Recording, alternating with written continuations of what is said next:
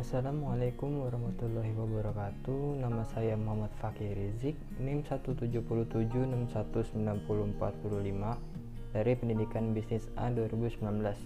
Dalam video kali ini saya akan menjelaskan teori tentang perbedaan gaya belajar. Perbedaan gaya belajar itu ada 3 untuk peserta didik. Yang pertama visual, kedua auditori, ketiga kinestetik.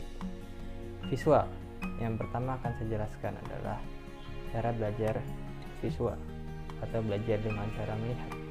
Bagi siswa yang bergaya belajar visual, modalitas melihatan atau visual yang paling utama. Metode pengajaran yang digunakan untuk guru sebaiknya lebih dititik beratkan pada penggunaan media visual. Mengajak anak ke objek-objek yang berkaitan dengan pelajaran atau dengan cara menunjukkan alat peraga langsung atau menggambarkannya. Seseorang yang memiliki gaya belajar visual dapat dilihat dari ciri-ciri berikut. Yang pertama, bicara agak cepat. Yang kedua, mementingkan penampilan dalam berpakaian. Yang ketiga, tidak mudah terganggu oleh keributan. Dan yang keempat, mengingat yang dilihat daripada yang didengar. Strategi pembelajaran yang untuk mengajar murid dengan gaya belajar visual antara lain. Pertama, gunakan materi visual seperti menggambar, diagram, dan peta. Yang kedua, gunakan warna untuk menandai hal-hal penting.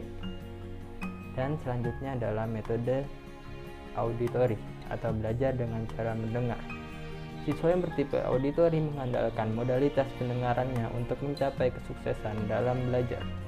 Anak yang mempunyai gaya belajar auditori belajar lebih cepat dengan menggunakan diskusi verbal dan mendengarkan apa yang dikatakan guru. Seseorang yang memiliki gaya belajar auditori dapat dilihat dari ciri-ciri berikut. Pertama, dengan mendengarkan dan mengingat apa yang didiskusikan daripada yang dilihat. Yang kedua, membicarakan dalam irama yang terpola. Yang ketiga, biasanya ia berpembicara yang fasih. Yang keempat, dapat mengulangi kembali dan menirukan nada, berirama, dan warna suara. Strategi pembelajaran untuk mengajar murid dengan gaya belajar visual antara lain.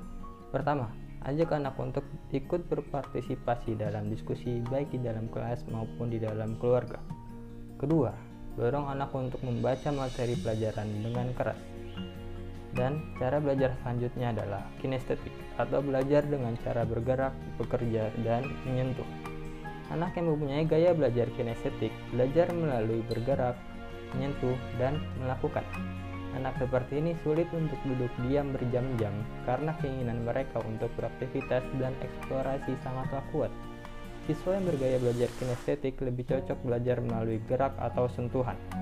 Seseorang yang memiliki gaya belajar kinestetik dapat dilihat dari ciri-ciri berikut. Yang pertama, banyak melakukan gerakan fisik selama belajar.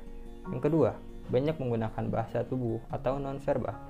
Yang ketiga, belajar melalui manipulasi dan praktik.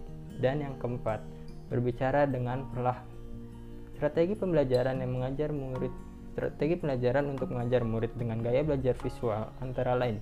Pertama, ajak anak untuk belajar sambil mengeksplorasi lingkungannya. Contohnya, ajak dia baca sambil bersepeda.